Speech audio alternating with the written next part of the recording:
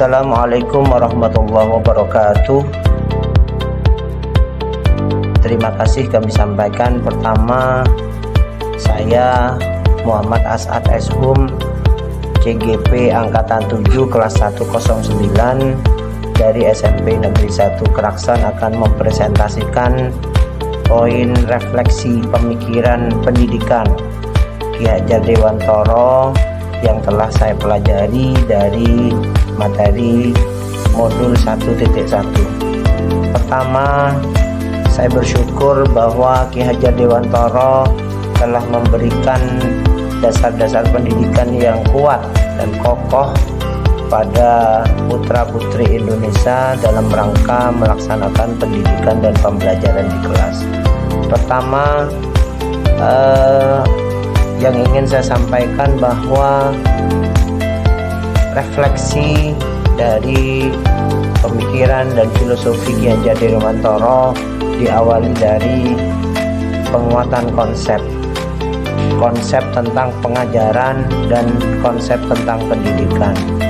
Beliau sangat jelas menggambarkan kepada kita bahwa pengajaran adalah proses pendidikan dalam memberikan ilmu atau berfaedah yang dalam rangka untuk kecakapan hidup anak secara lahir dan batin. Berbeda dengan poin pendidikan, beliau memberikan dasar yang kuat bahwa pendidikan adalah memberi tuntunan terhadap segala kekuatan kodrat yang dimiliki anak agar ia mampu mencapai keselamatan dan kebahagiaan yang setinggi-tingginya, baik sebagai seorang manusia maupun sebagai anggota masyarakat. Dalam hal ini yang menjadi titik tekan bahwa di dalam pengajaran adalah proses memberikan ilmunya, namun pendidikan adalah tempat atau wadah untuk menuntun dan memberikan arahan, memberikan pendampingan dan memberikan pengayoman terhadap anak, terhadap tumbuh kembang anak. Poin yang kedua adalah konsep menuntun atau konsep pamong dalam dunia pendidikan. Poin yang kedua ini disampaikan atau dikukuhkan oleh Ki Hajar Dewantara bahwa pendidikan itu pada prinsipnya haruslah menuntun. Menuntun apa? Menuntun segala kodrat yang ada pada diri anak agar mereka dapat mencapai keselamatan dan kebahagiaan yang setinggi-tingginya, baik sebagai manusia maupun sebagai anggota masyarakat.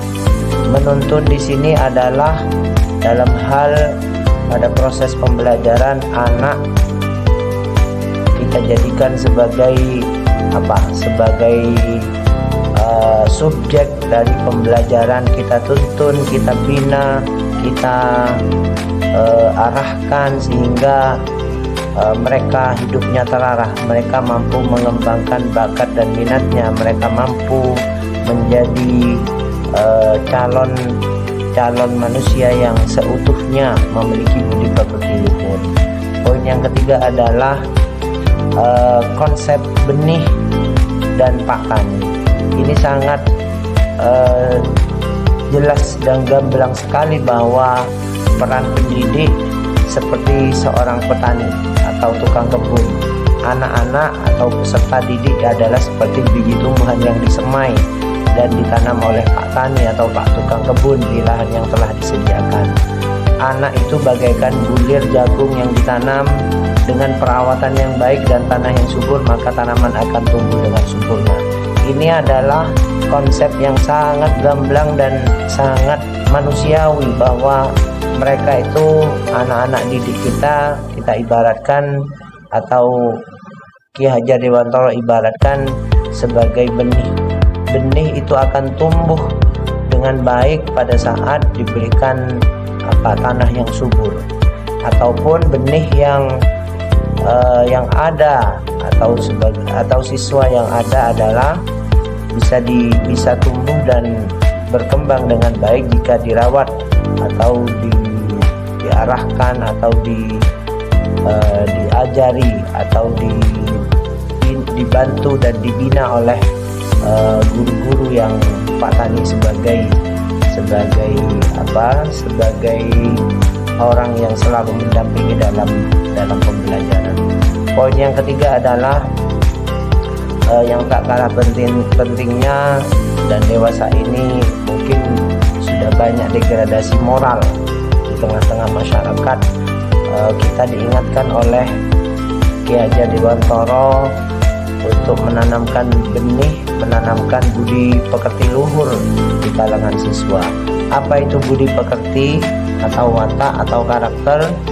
Itu merupakan perpaduan antara gerak pikiran, perasaan dan kehendak atau kemauan sehingga menimbulkan sebuah tenaga. Semua itu harus diawali dari lingkungan keluarga. Keluarga adalah tempat yang utama bagi anak untuk memberikan atau mendapatkan tauladan yang baik dari para orang tuanya. Mereka mendapatkan kasih sayang, mereka mendapatkan pengayoman, mereka mendapatkan perlindungan selayaknya manusia yang sebenarnya. Dan selanjutnya, poin yang kedua setelah keluarga dalam dunia pendidikan, harapannya selain orang tua sebagai tauladan di rumah, dilanjut dengan guru atau pendidik sebagai tauladan di sekolah, maka perpaduan ini akan menghasilkan penanaman budi pekerti luhur bagi anak-anak menjadi manusia yang memiliki akhlakul karimah. Anak memiliki sifat dan budi pekerti yang luhur yang baik untuk kehidupan masa depannya.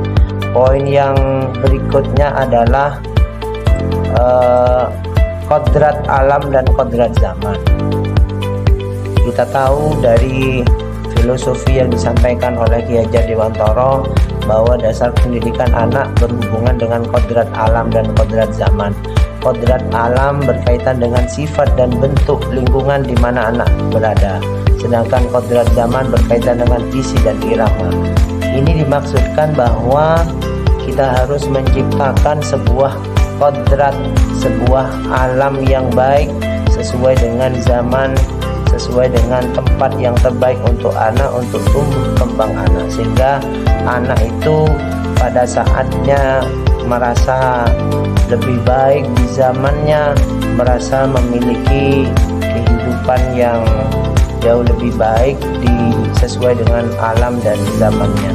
Dan yang berikutnya adalah tidak kalah pentingnya semboyan yang dimiliki atau disampaikan oleh Ki Hajar Dewantara yang menjadi bagian dari kehidupan masyarakat Indonesia. Yang pertama adalah Ingarso Suntulodo, yang artinya seorang guru adalah pendidik yang harus memberi contoh atau menjadi panutan.